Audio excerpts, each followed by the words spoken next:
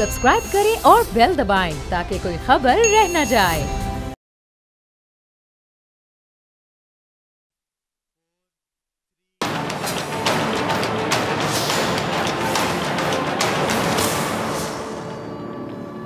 अस्सलामुअलैकुम नाजरीन, मैं हूं डॉक्टर फ़िज़ा अकबर खान और मैं हूं पाकिस्तान और आप देख रहे हैं पाकिस्तान के सबसे बड़े न्यूज़ चैनल का नंबर 1 प्रोग्राम ऐसे नहीं चलेगा।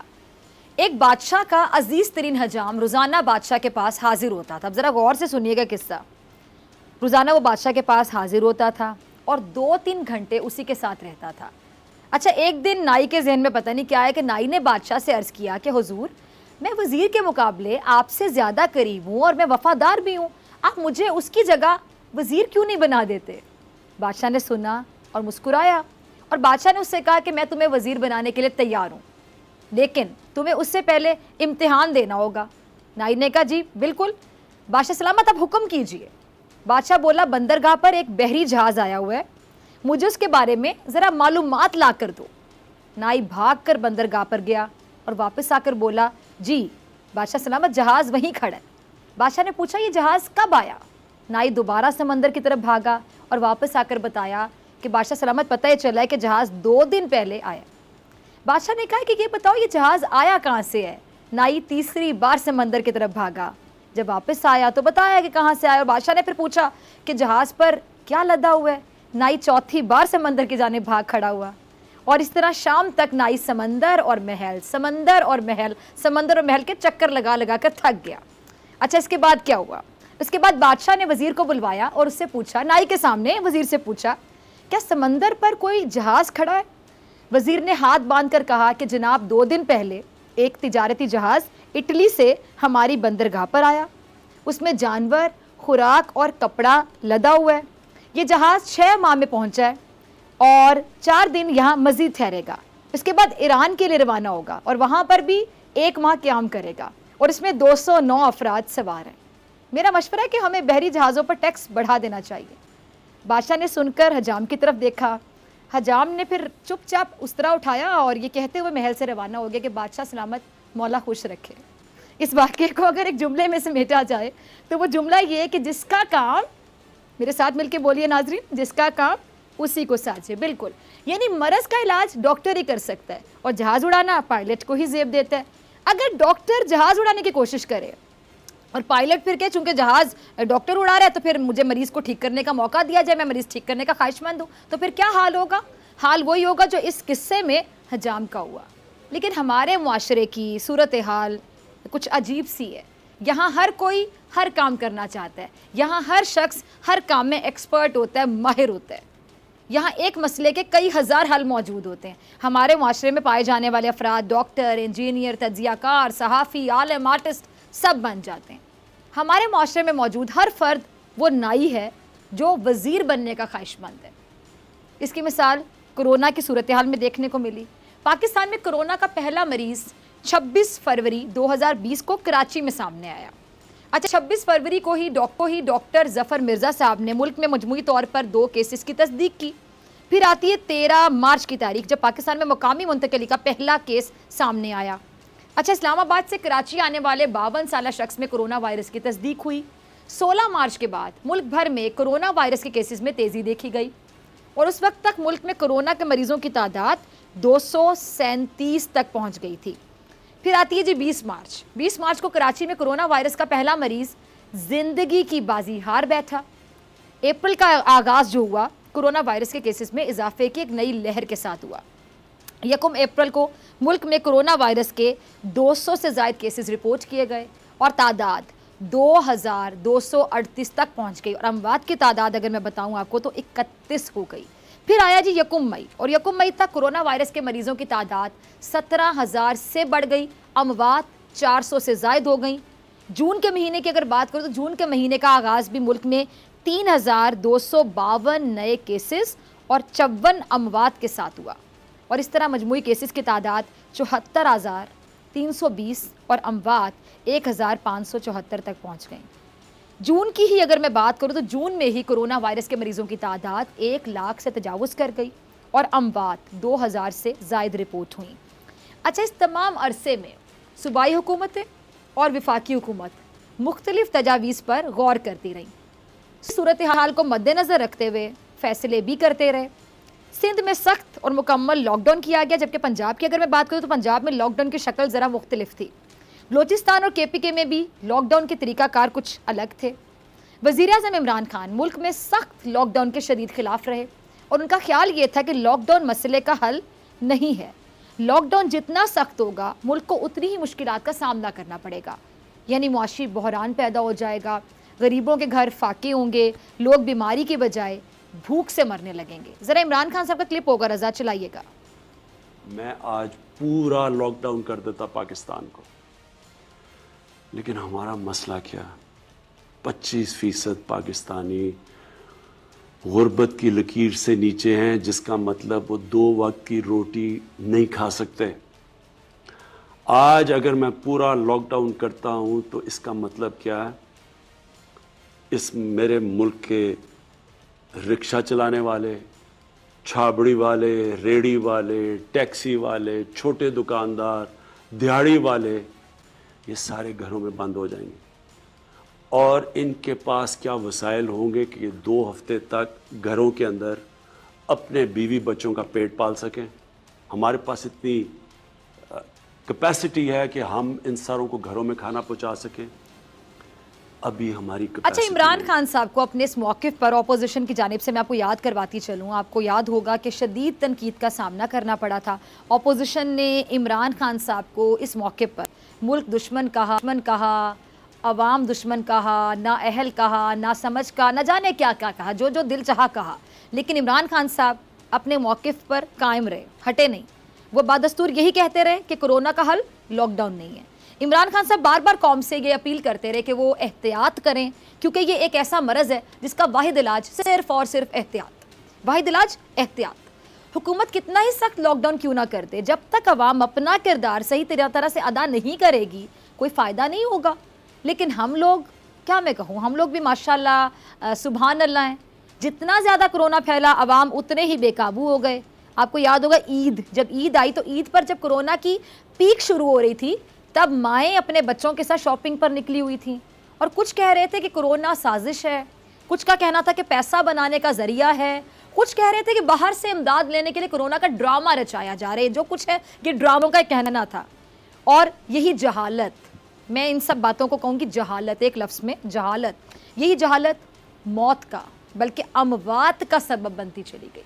और जब पानी सर से ऊपर हो गया, वज़ीर-ए-आज़म इमरान खान साहब ने 23 जून को पूरे मुल्क में स्मार्ट लॉकडाउन लगाने का फैसला कर लिया। ज़रा दूसरा क्लिप भी चलेगा खान साहब का। लॉकडाउन का मतलब कि सारी इकॉनमी बंद कर देना, रोकने के लिए उसका फैलाव वायरस का। मैं आपको, मेरे शुरू से तासुरात इसके ऊपर पता है कि मैं ये हमेशा समझता था कि अगर हमारा मुल्क एक छोटा सा सिंगापुर जैसा मुल्क होता जिसकी कोई 50 लाख की आबादी होती, या ताइवान की तरह होता, या न्यूजीलैंड जो 30 लाख आबादी है, तो बड़ा आसान काम है कि उस मुल्क को लॉकडाउन करो। लेकिन मैं पहले दिन से ये भी आपको कह रहा था कि हमारी तरह के मुल्क 22 करोड़ आवाम है, जिसमें से 25% गुर्बत की लकीर से नीचे हैं। हिंदुस्तान में जो हालात हैं, जो बांग्लादेश में, हमारे मुश्किल मुख्तलिफ हालात हैं। तो ऐसे ममालिक के अंदर सिर्फ एक ही चीज़ है जो अच्छा, है इमरान खान साहब का ये जो स्मार्ट लॉकडाउन ऑपोजिशन की समझ में नहीं आया। ऑपोजिशन इमरान खान साहब की इस नई इजाद पर बहुत ज़्यादा तनकीद की और तनकीद करने वाले बहुत ज़्यादा थे और हर कोई कोरोना का इलाज बताने को तैयार था। तमाम ऑपोजिशन रहनुमाओं को इमरान खान साहब के फ़ैसलों से शदीद इख्तलाफ भी था और उनके मुताबिक ये फ़ैसला मुल्क और कौम के साथ दुश्मनी के सिवा और कुछ हो ही नहीं सकता। एहसन इकबाल साहब, ऑपोज मुस्लिम लीग नून के रहनुमा, इमरान खान साहब के स्मार्ट लॉकडाउन के फैसले पर क्या कहते रहे? ज़रा एहसन इकबाल साहब जो कहते रहे सुनाइएगा नाजरीन को। आज हम दुनिया के सामने एक लतीफ़ा बन रहे हैं। पैनिक है, टोटल पैनिक है। लॉकडाउन लगाने के फैसले में भी कोई प्लानिंग नहीं थी, लॉकडाउन खोलने के फैसले में भी कोई प्लानिंग नहीं है और लाखों करोड़ों लोगों को हुकूमत ने बगैर एहतियाती तदाबीर इख्तियार किए कोरोना के अंदर झोंक दिया है। ये बदतरीन जुर्म है। कि जो इस हुकूमत की नालायकी, नाअहली और इनकी नातजुर्बेकारी की सजा आज करोड़ों लोग पाकिस्तान के भुगत रहे। अच्छा, एहसन इकबाल साहब के बारे में बात करने से पहले मैं ज़रा बताऊं कि इनकी काबिलियत की मैं वैसे भी दाद देती हूं। बड़े काबिल शख्स हैं, अल्फाज नहीं मेरे पास बताने के लिए कि कितने काबिल हैं। इसलिए क्योंकि एहसन इकबाल साहब से आप जिस मर्जी मौजू पे बात कर लें, कोई भी टॉपिक लें दुनिया का, हर मौजू पर ये साहब खुलकर बात कर सकते हैं। इनके पास हर शोबे के मसले का हल मौजूद होता है, इतना अच्छा हल कि जो एक्सपर्ट होगा शोबे का वो भी इनका मुंह तकता रह जाएगा कि अच्छा ये बात तो मुझे भी नहीं पता जो एहसन इकबाल साहब ने बता दी। तभी तो उनको लोग रस्तू भी कहते हैं। इनसे आप मैशत पे बात कर लें, यकीन जाने बातों ही बातों में मुल्क को फर्श से अर्श पर पहुंचा देंगे और बातों ही बातों में पाकिस्तान की मैशत को दुनिया की सबसे बेहतरीन और मजबूत मैशत बना देंगे और बातों ही बातों में पाकिस्तान के ज़राअत के शोबे में इनकलाबी इस्लाहात भी ले आएंगे। बातों ही बातों में पाकिस्तान के तमाम सरकारी इदारों का खसारा ख़त्म कर देंगे चुटकियों में। और बातों ही बातों में पाकिस्तान के अवाम को उनके बुनियादी हुकूक भी दिलवा देंगे एहसन इकबाल साहब। बातों ही बातों में कश्मीर भी आज़ाद करवा लेंगे। ये सब कुछ हो जाएगा, लेकिन सिर्फ बातों ही बातों। इसलिए कि जब एहसन इकबाल साहब हुकूमत का हिस्सा थे, ज़रा याद करें, इख्तियारात थे इनके पास, ताकत भी रखते थे, तब इनके जहन में ये तमाम काम क्यों ना आए? तब ये आइडियाज़ कहाँ चले गए थे? तब आइडियाज़ क्यों नहीं आते थे? तब इन्होंने क्यों नहीं सोचा कि इस मुल्क में गुर्बत की शरह कितनी है, बेरोज़गारी का खात्मा आखिर कैसे मुमकिन हो सकता है, निचले तबके के मसाइल आखिर हैं क्या? आज जब दुनिया चांद के बाद मार्स पे भी पहुँच गई, ब्लैक होल्स दरियाफ्त कर लिए गए, लेकिन पाकिस्तान के अवाम का बुनियादी मसला आज भी रोटी है, कपड़ा है, मकान है। क्यों?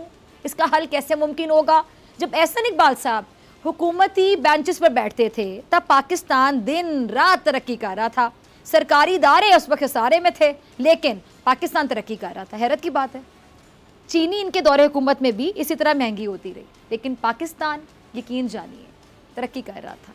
सानिया मॉडल टाउन में 14 लोग मारे गए इसी पाकिस्तान में, लेकिन पाकिस्तान तरक्की कर रहा था। इंसाफ था पाकिस्तान में, मेरिट था, सब कुछ था।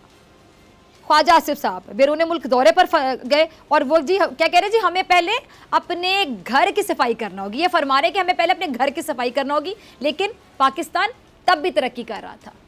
पंजाब पर हुकूमत के 30 से ज़ायद साल और कामयाबी का सबूत एक अदद मेट्रो बस, लेकिन पाकिस्तान तरक्की कर रहा था। शायद तरक्की का नाम मेट्रो बस और मेट्रो बस का नाम तरक्की। रुपये की कीमत को मसनूई तौर पर मुस्तहकम करके रखा हुआ था, लेकिन पाकिस्तान तरक्की कर रहा था। कर्जा बढ़ रहा था, पाकिस्तान तरक्की कर रहा था। रिकॉर्ड करप्शन हो रही थी, पाकिस्तान तरक्की कर रहा था। सरकारी इमारतें और सड़कें गिरवी रखी जा रही थी, लेकिन मुल्क तरक्की कर रहा था। 3 बार हुकूमत जब इक़्तिदार एहसन इकबाल साहब की जमात के पास से गया तो यकीनी तौर पे मुल्क की तरक्की रुक गई, और रुकनी भी चाहिए थी इनके मुताबिक, क्योंकि इक़्तिदार जो इनके पास नहीं रहा। मईशत तबाह हो गई और होनी भी चाहिए थी क्योंकि इनके पास नहीं रही। अवाम के बुनियादी हुकूक सल्ब कर लिए गए। जब कुर्सी छिन गई तो एहसन इकबाल साहब को अवाम की परेशानियों का जो एहसास है वो सताने लगा। इनकी रातों की नींदें उड़ गईं। हर शोबे में एहसन इकबाल साहब को मसला नजर आने लगा, और पूरी दुनिया की तरह जब पाकिस्तान को कोरोना ने लपेट में लिया तो ऐसे पर भी हुकूमत का किरदार अवाम दुश्मन नजर आया। और सिर्फ एहसन इकबाल साहब नहीं, बल्कि इनकी जमात के एक और रहनुमा भी हैं जिन्हें स्मार्ट लॉकडाउन का मतलब समझ ही नहीं आ रहा था। देखिए जरा। तो पॉलिसी कोई नहीं है। ये स्मार्ट लॉकडाउन जो है कोई ऐसी बात करें जो हमारी समझ में भी आ जाए, हम जैसे अनपढ़ लोगों की। ये स्मार्ट तो बहुत कुछ स्मार्ट जो है सुना हुआ। अच्छा, यकीन जानिए मसला इनका नहीं है बल्कि हमारे मुआशरे का है। एक दौर था जब दुनिया में मुसलमान चीज़ें ईजाद करते थे, और आज हालत ये कि मुसलमान कोरोना की वैक्सीन के लिए मगरिब को देख रहे हैं। जब कोई कुदरती आफत या वबा आती है, मुसलमान मगरिब को देखते हैं, इमदाद के लिए भी, और अफसोस के साथ कहूँगी इमदाद के साथ साथ किसी ईजाद के लिए भी जो उनके काम आ सके। आज मुसलमान ये समझ ही सकते हैं कि वो भी कोई चीज़ ईजाद कर सकते हैं, बल्कि वो ये जानते हैं कि जो मगरिब कर रहे हैं वही दुरुस्त है। इसलिए ख्वाजा आसिफ का रवैया ये भी वही है। वो ये सोचना ही नहीं चाहते कि हम भी कुछ नया ईजाद कर सकते हैं, इन्वेंट कर सकते हैं। इनकी भी यही मंतक है कि क्योंकि दुनिया ने कोरोना से निपटने के लिए लॉकडाउन लगाया तो हम भी कोरोना को शिकस्त देने के लिए लॉकडाउन लगाएंगे। इनको ये नज़र नहीं आ रहा कि दुनिया के जितने ममालिक ने लॉकडाउन लगाया है उनको या तो सुपर पावर कहा जाता है, या सुपर पावर कहा जाता है, या फिर फर्स्ट वर्ल्ड कंट्रीज़ में उनका शुमार होता है। उन पर 30,000 अरब डॉलर का कर्जा नहीं होता, बल्कि वो पाकिस्तान जैसे ममालिक को कर्जा देते हैं। इंतहाई अफसोस के साथ कह रही हूँ ये। ख्वाजा आसिफ साहब इस बात पर बाज़िद थे कि क्योंकि अमेरिका और दीगर ममालिक ने भी लॉकडाउन लगाया तो पाकिस्तान में भी लगना चाहिए, जबकि हर मुल्क ने अपनी मुआशी सूरत हाल देख कर फैसला किया है। स्मार्ट लॉकडाउन वज़ीर-ए-आज़म इमरान खान साहब की एक ईजाद करदा टर्म कह लें, और उनके मुताबिक स्मार्ट लॉकडाउन से मुराद क्या जी, वो इलाके जहाँ कोरोना वायरस तेज़ी से फैल रहा था उनको मुकम्मल तौर पर सील कर दिया जाए, बंद कर दिया जाए। लेकिन वहाँ भी जनरल और मेडिकल स्टोर्स खुले रहे हैं, क्योंकि स्मार्ट लॉकडाउन का कॉन्सेप्ट दुनिया के किसी मुल्क ने पेश नहीं किया था। इसलिए ख्वाजा आसिफ समेत तमाम अपोजिशन इस स्मार्ट लॉकडाउन के फैसले को मुकम्मल तौर पर मुस्तरद करती दिखाई दी, क्योंकि इनके मुताबिक जो काम वेस्ट कर रहे हैं हम वही करें तो बेहतर है। इसको हम कहेंगे लकीर का फ़कीर। अच्छा, बहैसियत कौम, बहैसियत मुसलमान, हम में इतनी अक्ल नहीं रही कि अब हम कुछ ईजाद कर सकें, या तरीका दुनिया को बता सकें। हम भी तो कोई तरीका बता सकते हैं ना, दुनिया कह के पाकिस्तान ने किया था हम भी कर रहे हैं। हम ऐसा क्यों नहीं सोचते? यानी मसला हमारी सोच में है। हम ऐसा क्यों नहीं सोचते कि कोई नया तरीका दुनिया को हम बता सकें? बिलावल साहब जो हैं तो पाकिस्तान पीपल्स पार्टी के रूहे रवा, तवील अरसा बाहर रहे, वहीं पर अपनी पढ़ाई मुकम्मल की और पाकिस्तान का ठेका संभालने के लिए तैयार हैं। उनको भी ये हुकूमत का जो फैसला है ये समझ नहीं आया। बिलावल का क्लिप भी जरा चलाइएगा। पाकिस्तान पीपल्स पार्टी के चेयरमैन बिलावल भुट्टो जरदारी का कहना है कि वफाकी हुकूमत कोरोना वायरस के खिलाफ सुस्त रवि से फैसले कर रही है। लॉकडाउन के लिए भी कोई ठोस फैसला नहीं किया जा सका। आलमी खबरसां एजेंसी को इंटरव्यू में उन्होंने वफाक पर तनकीद करते हुए मजीद कहा कि वफाकी हुकूमत सेहत के शुबे में रकम मुहैया करने के लिए भी तैयार नहीं। हम मईशत को दोबारा जिंदा कर सकते हैं, लेकिन लोगों को दोबारा जिंदा नहीं कर सकते। सिर्फ ये उम्मीद नहीं की जा सकती कि सब खुद अच्छा हो जाएगा। उन्होंने खदशा जाहिर किया कि पाकिस्तान में सूरत हाल अमरीका और यूरोप से भी बुरी हो सकती है। बिलावल को इमरान खान साहब का ये फैसला समझ नहीं आया। अलबत्ता बिलावल को ये समझ आता है कि जब बारिश आती है तो पानी आती है, जब ज्यादा बारिश आता है तो ज्यादा पानी आता है। बिलावल के नाना की हुकूमत गिराने में मरकजी किरदार अदा करने वाली शख्सियत के बेटे जो आजकल बिलावल के अहम इत्तेहादी हैं, मौलाना फजलुर रहमान साहब, वो भी कोरोना वायरस से मुतालिक हुकूमत की पॉलिसीज पर तशवीश का इजहार करते दिखाई दिए थे। जरा क्लिप चलाइएगा, फिर मौलाना साहब को मैं जवाब देती हूँ। इस मौके पर कोरोना वायरस के खिलाफ तालीमी इदारे हमारे बंद हैं। जो ही ये वायरस पाकिस्तान आया तो मदारस ने अपनी तालीमी सरगर्मियां बंद कर दी। हुकूमत के साथ मुज़ाकरात किए, जो SOPs तय हुई उस पर अमल दरामद किया गया, लेकिन जहां इंतजामिया की जिम्मेदारी थी और वो अपनी जिम्मेदारी पूरी नहीं कर सकी, लोगों को SOPs पर अमल दरामद कराने में नाकाम रही।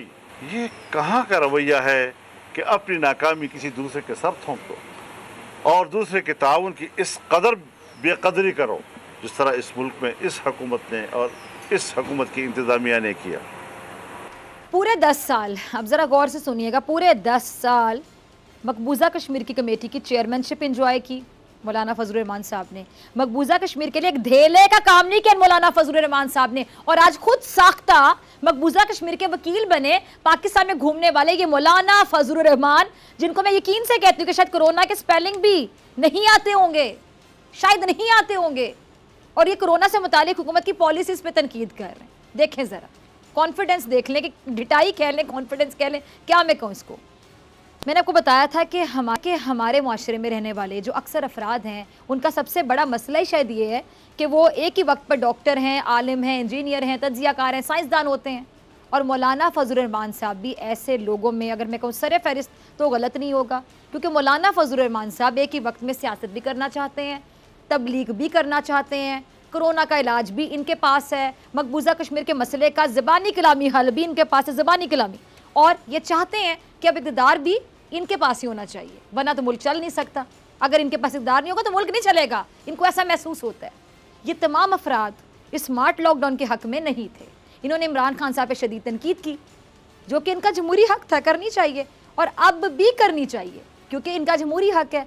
लेकिन आज पूरे पाकिस्तान में कोरोना का जो ग्राफ है वो तेज़ी से नीचे आ रहा है। सेहतमंद होने वाले अफराद की शर्रा 90% से बढ़ गई है माशाल्लाह। पाकिस्तान की इस स्मार्ट लॉकडाउन की हिकमत अमली पर अक़वाम मुत्तहिदा की जनरल असम्बली के सदर ने भी कह दिया है कि कोरोना वायरस से निपटना दुनिया भर के ममालिक के लिए चैलेंज है। पाकिस्तान इस आलमी वबा से बेहतरीन अंदाज से लड़ रहा है और नबरदाज़मा हुआ।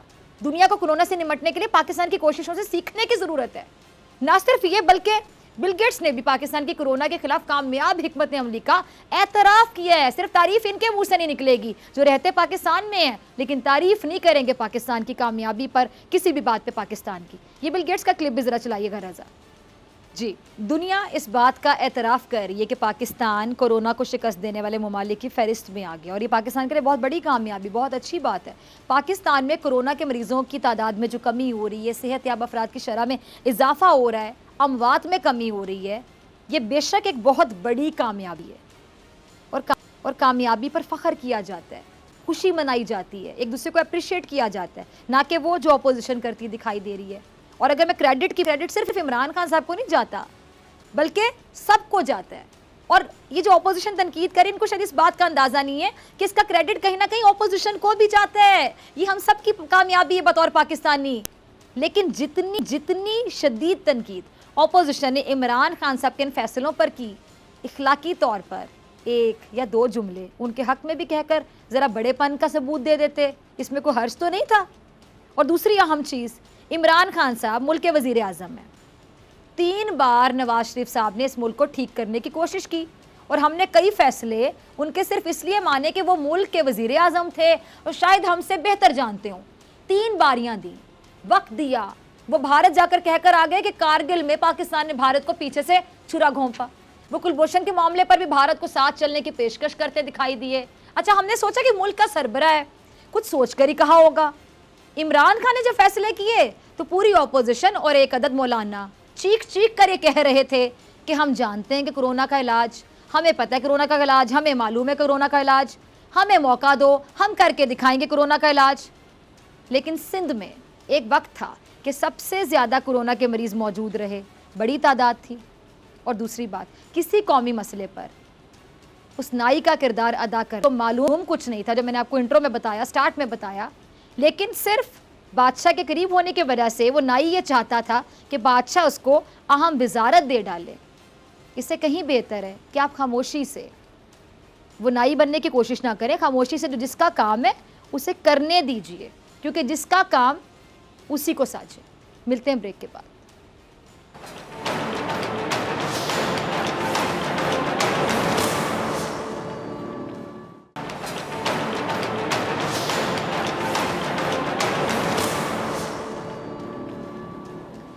वेलकम बैक नाज़रीन, आप देख रहे हैं ऐसे नहीं चलेगा। मैं हूं आपके साथ डॉक्टर फ़िज़ा अकबर खान। बात करूंगी कराची की, जो कि कहने को तो पाकिस्तान का मौशी हब है, लेकिन अफसोस के साथ कहूँगी कि कराची का कोई पुरसाने हाल नहीं।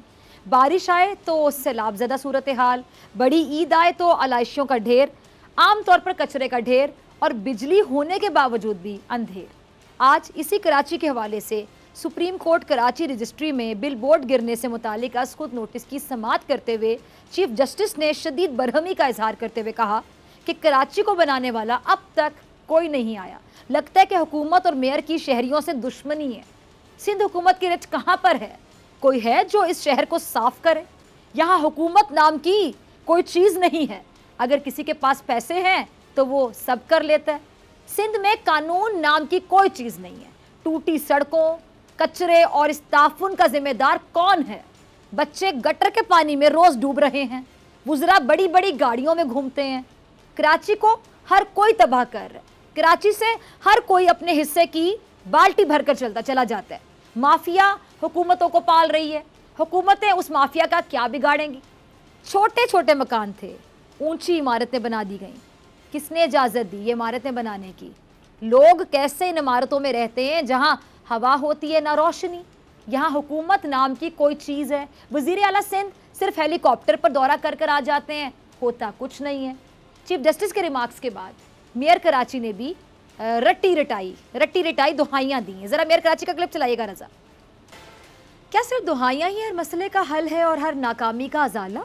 अगर मेयर कराची कुछ नहीं कर सकता तो ये ओहदा ही क्यों बहाल किया हुआ है? इस ओहदे को ख़त्म कर दिया जाए ताकि कौम का पैसा ज़ाया होने से बच सके, एटलीस्ट पैसे को बचाया जा सके। कराची का हल ना मेयर कराची के पास है ना सिंध हुकूमत के पास है, तो फिर है किसके पास? ये वो सवाल है, इसका जवाब हर पाकिस्तानी जानना चाहता है। मैंने प्रोग्राम में इसी सवाल का जवाब तलाश करने के लिए दावत दी है साबिक सरबराह एमक्यूएम पाकिस्तान फारूक सत्तार साहब को। किसी तारुफ के मोहताज नहीं, सीनियर सियासतदान। सत्तार साहब बहुत शुक्रिया ज्वाइन करने के लिए। फारूक सत्तार साहब, मेयर कराची का काम क्या है? एक तो आज आपने ये समझाना नाजरीन को आसान अल्फाज में, और क्या वसीम अख्तर साहब का काम सिर्फ यही है जो हमें नजर आता है कि वो मीडिया पर आते हैं, रटाई दुहाइयाँ देते हैं, बताते हैं मैं कितना बेख्तियार हूँ, मैं कितना लाचार हूँ, मैं कितना बेबस हूँ? मैं चाहूँगा कि हम डॉक्टर फ़िज़ा कम वक्त में मुफीद और थोड़ी काम की गुफ्तगू कर लें, और आपका सवाल बड़ा रेलेवेंट है। ठीक है बिल्कुल कि जो पूरी दुनिया या जो पूरे जो बल्दियाती निज़ाम या मकामी हुकूमत का निज़ाम पूरी दुनिया में मुरव्वज है, जिसकी एक शबी हमें सदर परवेज़ मुशर्रफ के ज़माने में जब मुस्तफ़ा कमाल साहब कराची के मेयर थे और हमें कुछ उसकी झलक नज़र आई थी, जिस तरह के वसाइल, इख्तियारात, फ़ैसला करने का इख्तियार और इख्तिदार मिला था, वो ज़ाहिर है कि उसके बाद जैसे ये नाम निहाद ज़्यादा जमहूरियत पाकिस्तान में कायम हुई तो वो सारे इख्तियारात, फ़ैसला करने का इख्तियार, वसाइल, इंतज़ामी, ये बहुत सारी चीज़ें वापस ले ली गई। तो ये बात तो ठीक है, लेकिन 50 अरब रुपए मेयर कराची वसीम अख्तर को इन 4 सालों में मिले हैं, और पेंशन का फ़ंड भी अगर वो अलल्ले तलल्लों में और जो तरजीहात में ना आए काम, उन कामों में अगर वो पैसे लगा दिया जाए तो बहरहाल उसका हिसाब तो उन्हें देना होगा जो उन्हें नहीं मिला। और फिर वही वाली बात कि 4 साल तक आप एक कुर्सी से चिमटे रहे, जो एक इख्तिदार की कुर्सी जिसे कह सकते हैं, इख्तियार नहीं है, वसाइल नहीं है, तो फिर सिर्फ ये नाम का इख्तिदार और ये नाम का ओहदा किस काम का? जब मैं सरबराह था तो मैंने ये डेडलाइन दी थी कि 2 साल मुकम्मल होने के बाद अगर हमें इख्तियार नहीं मिलता तो हमें इस निज़ाम से, जिससे अगर हम लोगों को डिलीवर नहीं करते तो हमें सूबाई हुकूमत के मुंह पे मार के आ जाना चाहिए था, या फिर हमें बड़ी तहरीक चलानी चाहिए थी। कितने मुजाहिरे वसीम अख्तर ने, और जो एमक्यूएम पाकिस्तान के कन्वीनर खालिद मकबूल सिद्दीकी हैं, डिप्टी कन्वीनर आमिर खान हैं और कंवर नवेद हैं, उन्होंने कितने, ये सिर्फ वसीम अख्तर का मामला नहीं है, ये 2015 में पूरी एमक्यूएम को आखिरी मरतबा इतना मैंडेट मिल गया कि उनका मेयर आ गया, लेकिन अब उनकी जो परफॉर्मेंस है मेरे ज़माने के इख्तियारात और वसीम अख्तर के ज़माने के इख्तियारात और वसाइल में कुछ ज़्यादा फ़र्क नहीं है। मेरे पास भी इससे ज़्यादा इख्तियार नहीं थे, लेकिन हम नाले साफ़ कर लेते थे, DMCs की मदद से हम कचरा उठा लेते थे, उस पर नज़र रखते थे, जो सीवरेज की लाइनें नाले में थी उसको हम कटवा देते थे, उन नालों को बरसाती ड्रेन के तौर पर इस्तेमाल करते थे। मुस्तफ़ा कमाल साहब के ज़माने में ये ज़्यादा बेहतर हुआ क्योंकि 300 अरब रुपये का एक इजाफी चंक मुशर्रफ साहब की तरफ से वफाक से बराह रास्त कराची को मिला। तो ये वो सारी बातें अपनी जगह पर कि जो 140A में इख्तियारात होने चाहिए थे वो नहीं हैं। जो पानी का, सीवरेज का, निकासी, आप कचरा उठाने का, solid waste, housing town planning, master plan है, बिल्डिंग कंट्रोल, ये जो तजावुज़ात और फिर जो बेहंगम जो नाजायज़ तामीरात हैं, इन सारी चीज़ों का कंट्रोल एक किसी अम्ब्रेला में होना चाहिए। मेट्रोपॉलिटन कॉरपोरेशन है, 3 करोड़ से ज़्यादा की आबादी का शहर है, जिसकी आबादी को भी सही नहीं गिना जाता, और जो आधी आबादी गिनी गई उसके हिसाब से भी फंड नहीं मिलता। 3000 अरब रुपए का टैक्स देता है, इसे 30 अरब रुपए मिलते। ये सारी इसका अलमिया है, और ये मईशत का मरकज़, कौमी मईशत का मरकज़ 65% देता है, ये तरक्की का इंजन है, ये पूरे मुल्क को चलाता है, कराची चलता है, पाकिस्तान चलता है। और अब अगर कराची के सनतकार ऐसी बात करने लगे हैं तो उनकी भरहमी मेयर कराची से भी है, एमक्यूएम पाकिस्तान से भी है, एमक्यूएम पाकिस्तान के बड़ों से भी है, पीपल्स पार्टी और सूबाई हुकूमत से तो है ही। उन्होंने जिस तरह 2013 में बल्दियाती कानून बना के आइन के आर्टिकल 140 की खिलाफ वर्जी करके ये सारे इख्तियारात और वसाइल हड़प कर लिए, तो वो तो इसके बुनियादी जिम्मेदार हैं ही। लेकिन ये कि फिर आपने क्या किया ये इख्तियारात लेने के लिए? जो मेरी पिटीशन थी आर्टिकल 140A की, PTI से वफाकी हुकूमत में आप गए, वजारत ली, मफादात लिए, मराहत लिए, लेकिन आपने वहाँ जाकर 140A की पिटीशन सुप्रीम कोर्ट में चलवाने की बात नहीं की, जबकि आधा वफाकी वजीर कानून आपका था, आधा PTI के थे जो फ़ारूक नसीम साहब। तो जब आपने वो पिटीशन नहीं चलवाई, खैरात ले ली, उस पर गुजारा किया, उसी तनख्वाह पे काम किया, तो फिर जवाबदेह आप भी हैं। अब मगरमच्छ के आंसू बहाकर आप अगले बल्दियाती इलेक्शन में जाएंगे और अब आप कराची का मुकदमा लड़ेंगे, तो लोग मतलब एक ही समझते हैं कि आप लोगों की आंखों में धूल झोंक रहे हैं। अब आप लोगों को जो है वो, क्योंकि आपके अपने मफादात थे, आपने अपने मफादात के लिए इस 4 साल तक इस कुर्सी को इस्तेमाल किया। कि आपके दिल की जितनी भी आवाज़ है वो बाहर आए, नाजरीन तक जाए। अच्छा, ब्रेक के बाद भी आप हमारे साथ ही होंगे, आप मेरे साथ अभी मौजूद हैं इस प्रोग्राम में। मैं ये जानना चाहती हूँ कि आपकी बातों से मैं ये कंक्लूड करूँ, क्योंकि नाजरीन भी देखने वाले यही समझ पा रहे होंगे जो मैं समझ रही हूँ, कि आपने कहा कि मेरे टाइम पर भी इख्तियारात इतने ही थे, इख्तियारात के रोना रोते हैं, यानी मसला नीयत का है, इनकी नीयत नहीं है कुछ करने की। नीयत हो तो इन इख्तियारात में भी कुछ ना कुछ किया जा सकता है, जैसे कि आपने गिनवाया कि आपने क्या क्या किया। जी हाँ, बिल्कुल। देखें ना, उस ज़माने में ट्रॉमा सेंटर हमने बनाया, उस ज़माने में जो है वो K2 मैंने किया, K3 मुस्तफ़ा 100 यानी 10 करोड़ गैलन पानी इजाफी मैं लाया। मुस्तफ़ा कमाल के पास तो वसाइल ज़्यादा थे, वो 10 करोड़ गैलन पानी लाए, लेकिन गुज़िश्ता 12 सालों से पानी नहीं आया। तो ये उस वक्त की MKM की भी जिम्मेदारी थी जब हम पीपल्स पार्टी के साथ 2008 में गए थे। ये हमारी संगीन कोताही और गफलत है कि उन 4-5 सालों में जो हम रहे पीपल्स पार्टी के साथ, हम पीपल्स पार्टी को पुश नहीं कर सके। हम पीपल्स पार्टी से ये काम मजीद 65 करोड़ गैलन पानी के लिए जो मंसूबा था K4 का, उस पर अमल दरामद शुरू ही नहीं हुआ, और 12 साल हो गए बिला शिरकत खैरे। पीपल्स पार्टी इख्तियार, वसाइल, इख्तिदार की मालिक है, लेकिन उसने कराची से 90% टैक्स जो है वो कराची से मिलता है सूबे को। एक नया टैक्स 125 अरब का सेल्स टैक्स ऑन यूटिलिटी, वो कराची वाले 100 अरब रुपए उसमें से दे रहे हैं। तो अगर थोड़ा सा तो इतनी इंसानियत होनी चाहिए, अर्बन सिंध को भी अपना अटूट अंग, अपना हिस्सा समझना चाहिए। सिर्फ ये कह देने से कराची, हैदराबाद, सक्कर सिंध का पार्ट नहीं हो जाएगा। मुलाजमतों में, दाखिलों में, फंड्स में, तरक्याती कामों में, पानी के मंसूबे हो, निकासी। आपको सीवरेज ट्रीटमेंट प्लांट 12 साल से बंद पड़े हुए हैं। 150 MGD जो ट्रीट होता था पानी, वो भी जो वेस्ट वाटर है वो समंदर में जा रहा है। उसकी आलूदगी का क्या हाल होगा उसका आप अंदाज़ा लगा सकते हैं। तो इसका मतलब है कि करप्ट अनासिर, चाहे वो MKM के हों, पीपल्स पार्टी के और इवन PTI के, ये इख्तियार, इख्तिदार और वसाइल की तकसीम के झगड़े में उनकी लॉटरी लग गई। उन्होंने कहा कि ये फ़ायदा उठाओ, एक दूसरे पर इल्ज़ाम लगाओ। कचरा किसी ने नहीं उठाया तीनों में से। निकासी आपका काम किसी ने नहीं किया, ट्रीटमेंट प्लांट किसी ने फिक्स नहीं किया, बरसाती नाले किसी ने साफ़ नहीं किए। फिर उसके बाद जब ये NDA में आई और ये जो वर्ल्ड बैंक का 1.25 अरब रुपया था, ये भी साफ़ हो गया, नाले साफ़ नहीं हुए। जब NDA में चंद दिनों में, मुझे अच्छा लग रहा है कि आप इतनी सच्ची और खरी बातें कर रहे हैं फारूक सत्तार साहब। और भी अहम सवाल है मेरे जहन में, एक दो मैं आपसे के बाद।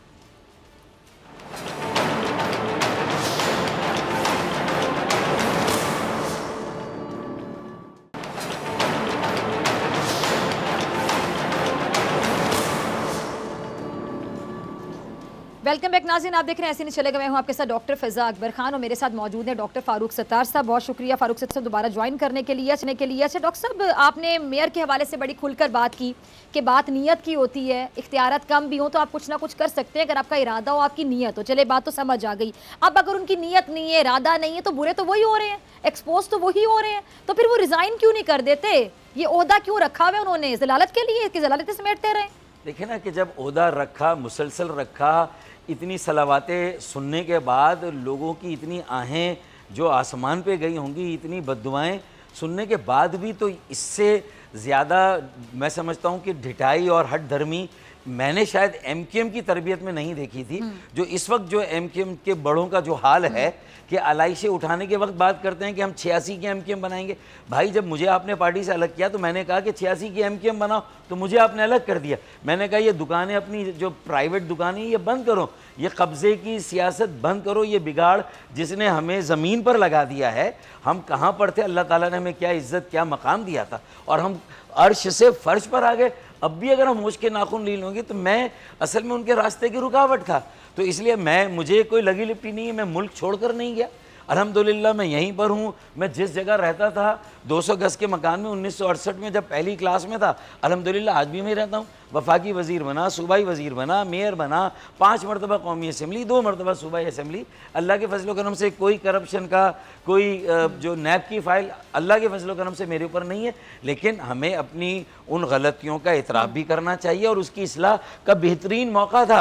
अब तो ये बहाना भी नहीं था कि लंदन से हमें कोई ऊपर से ऑर्डर आ रहे, हम ये काम कर सकते थे, बिगाड़ को दूर कर सकते थे और इसे बहुत अच्छी, साफ़ सुथरी, सुलझी हुई, पढ़े लिखे लोगों की, मिडिल क्लास लोगों की, अर्बन एजुकेटेड, अल्लाह का डर, लोगों का दर्द रखने वाले लोगों की, बेलौस पुरखुलूस खिदमत का जज्बा रखने वालों की MKM बनाते हैं हम इसको। जी हाँ, ठीक।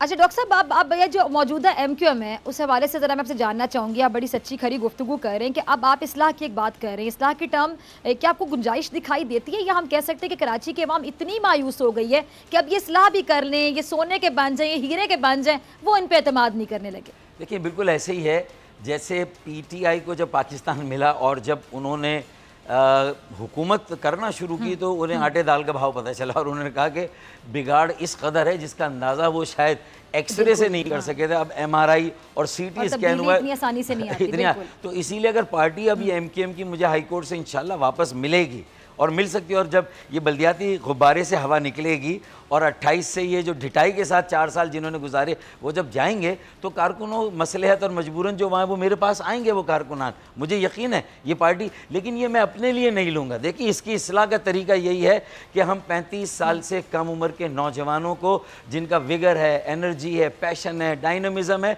और विजन के साथ इनोवेशन है। विजन मेरे पास हो सकता है लेकिन मेरे पास इस एज में इनोवेशन नहीं हो सकती, मेरे तजुर्बे से फ़ायदा हो सकता है, मेरा ब्लैंड उनको काम आ सकता है, मुझे उनकी रहनुमाई करनी है, आगे का रास्ता बना के देना है, लेकिन आगे चल के उन्हें जाना है। 3000 अरब का टैक्स देते, छोटा सा फार्मूला है, 30 अरब नहीं हमें 300 अरब मिलने चाहिए वफाक से और सूबे से मिला के, और 4-5 साल में अगर हमें 1500 अरब मिले तो 300 अरब से K4 और उसकी सारी लाइनें डल सकती है, 300 अरब से सीवरेज के ट्रीटमेंट प्लांट, नए फरसुदा लाइनें, सारी कराची का निज़ाम रिवैम्प हो सकता है, सॉलिड वेस्ट मैनेजमेंट, सारा कचरा उठाने का नया निज़ाम, 12 के करीब गार्बेज सेकेंडरी गार्बेज स्टेशन, 6 के करीब लैंडफिल साइट्स। एक लैंडफिल साइट है जाम चाकरों पे, तो जाहिर है कि फिर सारा कचरा जाम चाकरों पे नहीं जाता, सारा कचरा नालों में डाल दिया जाता है, सीवरेज भी सारा नालों में जा रहा है। अच्छा डॉक्टर साहब, नालों से मुझे याद है कि नालों के ऊपर जो घर हैं, ये तजावुजात हैं, ये भी MQM के खाते में जाते हैं ना।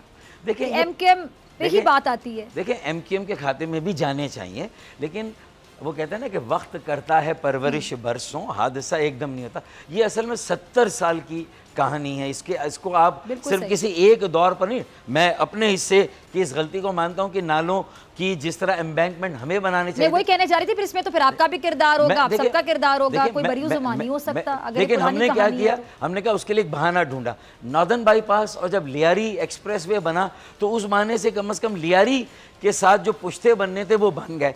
अब उसके बाद हमने जब ये बना दिया तो फिर उसके बाद अंदर जो इंक्रोचमेंट हुई वो गुज़िश्ता 5-6 सालों में कैसे होगी लियारी में। चले गुजर नाले का इल्ज़ाम थोड़ा सा आप MQM पर ज़्यादा डाल दें, डिस्ट्रिक्ट सेंट्रल का है, हमें उसकी ज़्यादा निगहदाश्त करनी चाहिए थी। शायद उस वक्त भी मुस्तफ़ा कमाल जब मेयर थे तो उस वक्त भी हमारी प्रायोरिटी में नहर ख़याम तो आ गई, और नहर ख़याम पर से जो इंक्रोचमेंट थी उस नाले के ऊपर, वो सारे बड़े बड़े बंगले करोड़ों रुपए के वो भी तोड़े और वहां से MQM ने उनके ज़माने में रास्ता बनाया। तो गुजर नाले को भी थोड़ा सा। डॉक्टर साहब, आपने मुस्तफ़ा कमाल का जिक्र बार बार किया है, आप बार बार मुस्तफ़ा कमाल को याद तो नहीं कर रहे, एक तो ये मैं लाइटर नोट पे जानना चाहूँगी। दूसरा, मुस्तफ़ा कमाल जब मेयर थे, मुझे याद है कि मैं एक निजी TV चैनल में एक आउटडोर प्रोग्राम करती थी, तो बाहर जाके जब आप प्रोग्राम करते हैं, बीइंग जर्नलिस्ट, एक सहाफ़ी के तौर पर आप बड़े ग्राउंड रियलिटीज़ को देखते हैं, तो अवाम बड़ा पसंद करती थी मुस्तफ़ा कमाल के रोल को बीइंग अ मेयर। अब आप अगर कंपैरिजन करें, मुस्तफ़ा कमाल जब मेयर थे और वसीम अख्तर जब मेयर हैं, तो दोनों में से किसको आप ज्यादा नंबर देंगे? नहीं देखिए वो तो ऑफ कोर्स, क्योंकि आप बिल्कुल न्यूट्रल राय रखेंगे। मैं भी मेयर था, नेमतुल्लाह भी मेयर थे, मुस्तफ़ा कमाल भी मेयर थे। मुस्तफ़ा कमाल का इसलिए मैंने आपकी तो बात ही नहीं ना कि आपसे मैं आपके बारे में पूछूं तो अच्छा नहीं लगेगा, मैंने कहा मुस्तफ़ा कमाल और वसीम अख्तर को जरा कंपेयर करें। पूछना चाहिए, लेकिन मेरा दौर था और वसीम अख्तर का दौर, वो समझ लें कि मौसम्बी, ऑप्शंस में मैंने आपको भी ऐड कर दिया। आप ऑरेंज को एप्पल से कंपेयर नहीं कर सकते। एप्पल होता है, मैंगो है, मुस्तफ़ा कमाल के ज़माने के इख्तियारात जो फलों का बादशाह मैंगो है ना। इसमें एप्पल किसको कहा आपने और ऑरेंज किसको कहा? ये भी जरा मुस्तफ़ा कमाल को मैंने मैंगो कहा है और नेमतुल्लाह को मैंने एप्पल कहा, और मैं और वसीम अख्तर मौसम्बी हैं, क्योंकि हमें वो इख्तियारात और वसाइल नहीं थे जो नेमतुल्लाह और मुस्तफ़ा कमाल को थे। और नेमतुल्लाह और मुस्तफ़ा कमाल को कंपेयर करेंगे तो मुस्तफ़ा कमाल की परफॉर्मेंस पार एक्सेलेंस थी। देखिए मेरे उससे सियासी इख्तलाफ हो सकते हैं, नज़रियाती इख्तलाफ हो सकते हैं, उसने गलत तरीके से जो है वो अलग पार्टी बना के, तो वो सारा इख्तलाफ, लेकिन बहरहाल लेकिन उसको जो 300 अरब रुपए मुशर्रफ साहब उनकी क्रेडिट में कोई अच्छी चीज़ होगी उसका आप जिक्र करें, जो करेंगे भाई उस, लेकिन ये कि वसीम अख्तर भी कर सकते थे अगर वो ये कहते हैं पिछली गलियां नहीं बनानी, पार्कों में खाद नहीं डालनी, ग्राउंड में मट्टी नहीं डालनी, स्ट्रीट लाइट्स मैंने नहीं लगानी, कोई ऐसा नया मंसूबा मुझे नहीं शुरू करना। मैं 2 या 3 बुनियादी काम करूँगा। कचरा उठाने के लिए प्राइवेट गाड़ियाँ भी मुझे हायर करना पड़ी तो मैं करूँगा, और DMCs की कॉर्पोरेशन के साथ मैं पूरे कराची से सिर्फ और सिर्फ एक काम करूंगा, कचरा उठाऊंगा। और अप्रैल, मई और जून के महीने में टेंडर और कॉन्ट्रैक्ट ठेके दे के जून में मैं सारे बरसाती नाले ईमानदारी से अगर काम करें तो 30 से 40 करोड़ में 41 अच्छे बड़े नाले साफ हो सकते हैं। छोटे नालों का आप छोड़ दीजिए, अगर 41 नाले आप साफ कर लें 30, 35, 40 करोड़ में 1 अरब भी नहीं जाए। इनको तो 1 अरब भी मिला, 50 करोड़ हुकूमत सिंध से, 40 करोड़। डॉक्टर, मैं लास्ट में जानना चाहूंगी कि आप सिंध हुकूमत का कितना किरदार देखते हैं कराची की तबाही में? सिंध हुकूमत ने तो बहुत चालाकी के साथ सब कुछ कर भी दिया और ऐसा तासुर दिया कि कुछ किया नहीं। वो तो पीछे छुपी रही, सारे वसाइल उसके पास, इख्तियारात उसके पास, और उसने सोतेली माँ से भी बदतर सलूक किया कराची के साथ। और जो उसके अपने जो लाड़काना नवाब शाह, कोई उनके साथ भी बहुत अच्छा सलूक नहीं किया। वहाँ 90 अरब रुपए लगे लेकिन नज़र नहीं आते इतने सालों में, तो कराची में तो लगे ही नहीं। वहाँ तो कम से कम फाइलों में लगे, तो कराची में तो लगे ही नहीं। उनके पास कुछ दिखाने के लिए भी है नहीं। देखिए, चलें, मेरे पास 30 सेकंड है। वसीम अख्तर साहब के लिए अगर कोई पैगाम देना चाहें आप, ऐसे नहीं चलेगा कि वो न्यूज़ के प्लेटफॉर्म से। देखिए, उन्हें इस वक्त भी उनकी आखिबत इसी में है, मैं समझता हूँ सियासी आखिबत, कि वो कहे कि उन्हें 1 साल पहले रिज़ाइन दे देना चाहिए था या धरना करना चाहिए था मोबिलाइजेशन वज़ीर आला हाउस पर। सारे काउंसलर्स UC चेयरमैन और डिस्ट्रिक्ट चेयरमैन को ले जाते और कहते ये इख्तियारात और इख्तिदार दो, वरना ये बल्दियाती निज़ाम हम तुम्हारे मुंह पर मारते हैं, तुम इसे चलाओ और तुम चला कर दिखाओ, हम देखते तुम कैसे चलाते हो। मेरे ख्याल में मान लेना चाहिए अपनी इस गलती को, जो मैंने मशवरा इन्हें दिया था, मुझे हिसाब नहीं दिया, 50 अरब का हिसाब आवाम को देकर जाए। ठीक है जी, डॉक्टर फारूक सत्तार साहब बहुत शुक्रिया आपके वक्त के लिए, आपकी सच्ची खरी बातों के लिए। इसी के साथ डॉक्टर फ़िज़ा अकबर खान को दीजिए इजाज़त। आपसे मुलाकात होगी इंशाल्लाह कल सेम टाइम सेम चैनल। अगर ज़िंदगी ने वफ़ा की, दुआओं में याद रखिएगा, अपने अपने प्यारों का बहुत ख्याल रखिएगा। अल्लाह निगहबान।